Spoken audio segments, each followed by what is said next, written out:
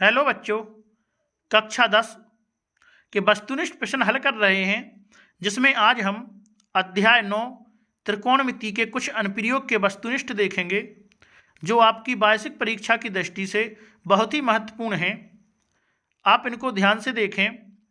यदि आप लोग अपने पेपर में वस्तुनिष्ठों की तैयारी अच्छी से करना चाहते हैं तो आप वीडियो जरूर ध्यान से देखें। इसमें सभी मोस्ट वस्तुनिष्ठ रखे गए हैं, जो आपके वार्षिक परीक्षा की दृष्टि से बहुत ही महत्वपूर्ण होंगे।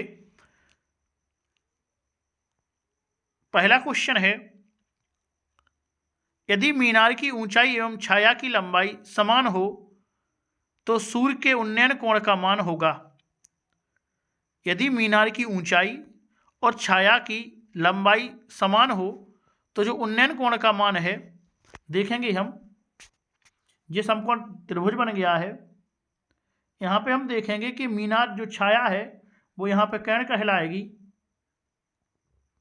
मीनार की ऊंचाई जो है वो आधार कहलाएगी। तो यदि दोनों समान हैं तो यहाँ पे जो कोण बनेगा वो 45 डिग्री का उन्नयन कोण बनेगा। तो इसका आंसर क्या होगा? 45 डिग्री। तो हम कह सकते हैं यदि किरण और लंब दोनों बराबर हैं, कहेंगे किरण और सम्मुख भुजा यदि दोनों बराबर हैं, समान हैं, तो वहाँ पे कोण 45 डिग्री का बनेगा। अगला दूसरा क्वेश्चन है, त्रिकोणमिति पर आधारित एक उपकरण का नाम क्या है? तो त्रिकोणमिति पर जो आधारित उपकरण का नाम है वो है थियोडोलाइट। त्रिकोणमिति पर जो आधारित एक उपकरण का नाम है वो है थियोडोलाइट। अगला तीसरा क्वेश्चन हमारा है, दृष्टि रेखा से नीचे देखने पर कौन सा कोण बनता है?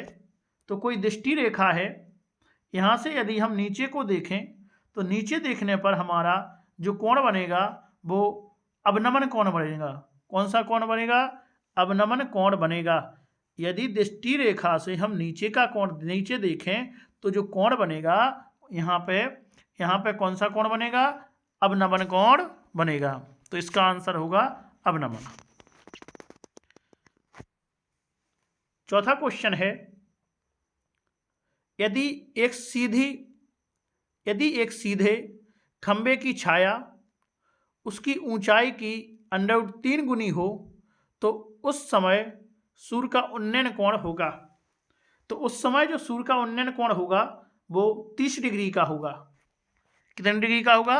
30 डिग्री का होगा। अगला पांचवा क्वेश्चन है, दृष्टि रेखा कौन सी रेखा होती है? तो जो दृष्टि रेखा होती है वो क्षैतिज रेखाएं होती हैं। दृष्टि रेखाएं जो होती हैं वो क्षैतिज रेखाएं होती हैं। कैसी रेखाएं होती हैं? क्षैतिज रेखाएं होती हैं, दृष्टि रेखाएं। छठवां क्वेश्चन है, कौन सी प्रमेय का उपयोग ऊंचाई एवं दूरी के प्रश्नों में होता है? तो आप जानते हैं कि ऊंचाई और दूरी के प्रश्नों में पाइथागोरस प्रमेय का प्रयोग होता है। समकोण त्रिभुज में पाइथागोरस प्रमेय का यूज होता है। समकोण त्रिभुज में पाइथागोरस प्रमेय का यूज होगा और पाइथागोरस प्रमेय में आप देखते हैं कि कर्ण का वर्ग बराबर लंब का वर्ग प्लस आधार का वर्ग, जो इसका फॉर्मूला होता है। तो पाइथागोरस प्रमेय जो होती है उसका फॉर्मूला होता है कर्ण का वर्ग बराबर लंब का वर्ग प्लस आधार का वर्ग। तो जो दूरी और ऊंचाई के लिए प्रयोग होने वाले प्रश्न हैं उनमें कौन सी प्रमेय लगेगी? पाइथागोरस प्रमेय लगती है। आपके वार्षिक परीक्षा की दृष्टि से बहुत ही महत्वपूर्ण वस्तुनिष्ठ क्वेश्चन हैं। आप ध्यान से देखते जाएं और याद करते जाएं। यदि आप पूरे वीडियो देख लेते हैं तो आपके ऑब्जेक्टों में 90+ ऑब्जेक्ट आने की संभावना है। यहाँ से आपको और कहीं से भी पढ़ने की ज़रूरत नहीं है। 90% से भी ज़्यादा ऑब्जेक्ट यहाँ पे आएंगे। आप इसलिए वीडियो ध्यान से देखें। अगला सातवां क्वेश्चन है, पुल पर बैठा एक व्यक्ति नदी में एक नाव देखता है जिसका अवनमन कोण 45 डिग्री है। यदि पुल की ऊंचाई 15 मीटर है तो नाव की पुल से दूरी क्या होगी? अभी हम देख चुके हैं कि यदि कोण 45 डिग्री बनता है, यदि कोण 45 डिग्री बनता है, यहाँ पे अवनमन की बात की गई है, तो जो क्षैतिज रेखा है, दृष्टि रेखा है, वो इस प्रकार से होगी। यहाँ पे अवनमन कोण बनेगा और यहाँ पे इसका ये 45 का कोण यहाँ पे बनेगा और एक 45 का कोण यहाँ पे बनेगा।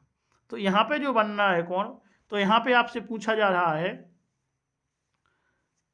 कि जो कर्ण है जे वाली रेखा और जो यहाँ पे ऊंचाई मतलब जो लंब है जे वाली रेखा दोनों बराबर हों तो 45 डिग्री का कोण बनता है।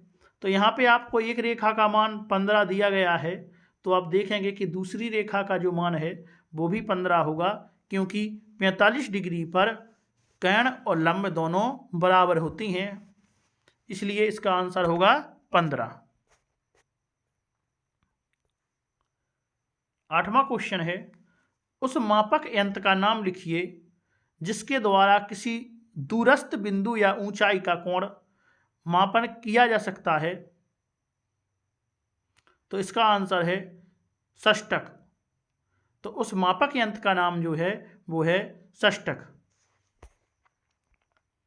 अगला 9वां क्वेश्चन है, एक 6 मीटर ऊंचे वृक्ष की छाया 4 मीटर लंबी है।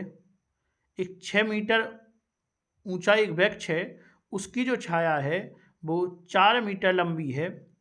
उसी समय एक खंबे की छाया 50 मीटर लंबी है, तो खंबे की ऊंचाई ज्ञात कीजिए। तो खंबे की ऊंचाई जो होगी वो 75 मीटर होगी। इसको सॉल्व करने के लिए आपने अध्याय 9 के क्वेश्चन जरूर लगाए होंगे, तो आप उससे हल कर सकते हैं। इसका जो आंसर होगा वो 75 मीटर होगा। अगला क्वेश्चन है, भूमि के एक बिंदु से जो मीनार के पाद बिंदु से 30 मीटर की दूरी पर है, तो मीनार के शिखर का उन्नयन कोण 30 डिग्री है, तो मीनार की ऊंचाई होगी। तो यहाँ पे जो मीनार की ऊंचाई आएगी वो 10√3 मीटर होगी। कितनी होगी? 10√3 मीटर होगी। अगला 11वां क्वेश्चन है, √3 का मान होगा, तो आपको √3 का मान पता ही होगा, 1.732 कितना होता है? 1.732। 12वां क्वेश्चन है, यदि 30 मीटर ऊंची एक मीनार भूमि पर 10√3 मीटर लंबी छाया बनाती है, तब सूर्य का उन्नयन कोण कितना होता है? तो सूर्य का उन्नयन कोण यहाँ पे 60 डिग्री का होता है। कितने डिग्री का? 60 डिग्री का जो उन्नयन कोण है वो होता है। तो इसका आंसर 60 होगा। अगला 13वां क्वेश्चन है 50 मीटर ऊंचे प्रकाश स्तंभ की चोटी से एक जहाज का अवनमन कोण 30 डिग्री है, तो प्रकाश स्तंभ से जहाज की दूरी कितनी है?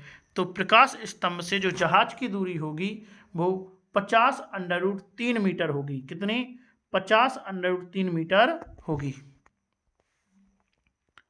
अगला 14वां क्वेश्चन है, सिर को ऊपर उठाने से कौन सा कोण बनता है? तो आप जानते हैं जो सिर को ऊपर उठाएंगे और जो कोण बनेगा तो वो उन्नयन कोण होगा। कौन सा कोण? उन्नयन कोण होगा। तो ऊपर देखने पर जो कोण बनता है वो उन्नयन कोण और नीचे देखने पर जो कोण बनता है वो अवनमन कोण होता है, इसलिए यहाँ पे उन्नयन कोण होगा। 15वां क्वेश्चन है, दो स्तंभ 20 मीटर और 14 मीटर ऊंचे हैं के शिखर को एक तार से जोड़ दिया गया है। यदि तार क्षैतिज के साथ 30 डिग्री का कोण बनाता है तो तार की लंबाई क्या है? तो तार की लंबाई यहाँ पे 12 मीटर होगी। कितनी मीटर? 12 मीटर होती है। अगला क्वेश्चन है 16वां, जो हमारी आंखों से सीधे भूमि के समानांतर जाती है वह कौन सी रेखा कहलाती है? तो सीधी जो समानांतर जाती है वह क्षैतिज रेखा कहलाती है। अगला 7वां क्वेश्चन है, यदि सूर्य का उन्नयन कोण 60 डिग्री है तब 30 मीटर लंबी छाया बनाने वाले मीनार की ऊंचाई है। तो यहाँ पे जो मीनार की ऊंचाई होगी वो 30√3 मीटर होगी। कितनी? 30√3 मीटर होगी। अगला क्वेश्चन है, एक व्यक्ति एक रस्सी से 10 मीटर ऊंचे खंबे पर जाता है। यह रस्सी जमीन से 30 का कोण बनाती है, तो व्यक्ति द्वारा चली गई दूरी क्या होगी? तो व्यक्ति द्वारा जो चली गई दूरी है वो 20 मीटर होगी। कितनी हो गई? 20 मीटर होगी। अगला 19वां क्वेश्चन है, हमारी आंख से उस वस्तु को जिसे हम देख रहे हैं को जोड़ने वाली रेखा क्या कहलाती है? तो उसको जोड़ने वाली जो रेखा है वो दृष्टि रेखा कहलाती है। अगला 20वां क्वेश्चन है, भूमि पर किसी स्तंभ के आधार से 5 मीटर की दूरी पर स्थित किसी बिंदु से स्तंभ के शीर्ष का उन्नयन कोण 30 डिग्री है, तब स्तंभ की ऊंचाई है। तो स्तंभ की जो ऊंचाई होगी वो 5/√3 मीटर होगी। कितनी? 5/√3 मीटर होगी।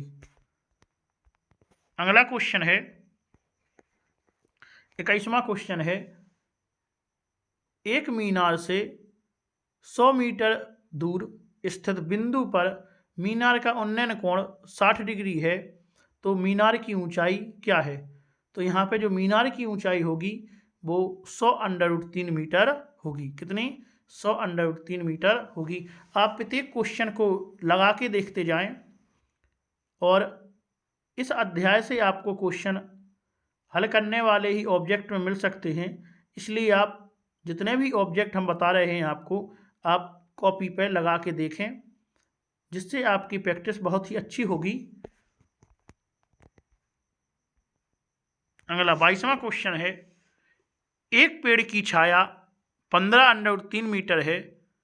यदि सूर्य का उन्नयन कोण 60 डिग्री हो तो पेड़ की ऊंचाई क्या होगी? तो पेड़ की जो ऊंचाई है वो 45 मीटर होगी। कितनी होगी? 45 मीटर होगी। अगला 23वां क्वेश्चन है, ऊंचाई व दूरी को हल करने के लिए कौन सा त्रिभुज लिया जाता है? तो हम बता चुके हैं ऊपर आपको कि यहाँ पे जो समकोण त्रिभुज लिया जाएगा और पाइथागोरस प्रमेय लगाई जाएगी।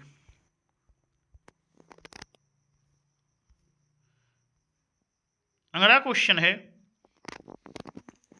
24वां क्वेश्चन है, आधार व लंब का अनुपात किसके बराबर होता है?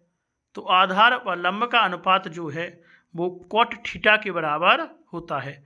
किसके बराबर? cot थीटा के बराबर होता है। 25वां क्वेश्चन है, एक मंदिर के आधार से 20 मीटर दूरी भूमि पर स्थित एक बिंदु से मंदिर की चोटी का उन्नयन कोण 30 डिग्री है, तो मंदिर की ऊंचाई क्या होगी? तो मंदिर की जो ऊंचाई है वो 11.55 मीटर होगी। कितनी? 11.55 मीटर होगी। तो इस अध्याय के सभी वस्तुनिष्ठ क्वेश्चन हल हो गए हैं। आप लोग बार बार वीडियो देखें और जो महत्वपूर्ण वस्तुनिष्ठों की जो सीरीज हम चला रहे हैं ये आपके वार्षिक परीक्षा की दृष्टि से बहुत ही महत्वपूर्ण है, इसलिए आप वीडियो को बिल्कुल भी स्किप ना करें और बार बार वीडियो देखें, जिससे आपको सभी ऑब्जेक्ट याद रहें और यह ऑब्जेक्ट आपके वार्षिक परीक्षा के लिए बहुत ही महत्वपूर्ण हैं। अगले वीडियो में हम अध्याय 10 देखेंगे। अभी के लिए इतना ही। धन्यवाद।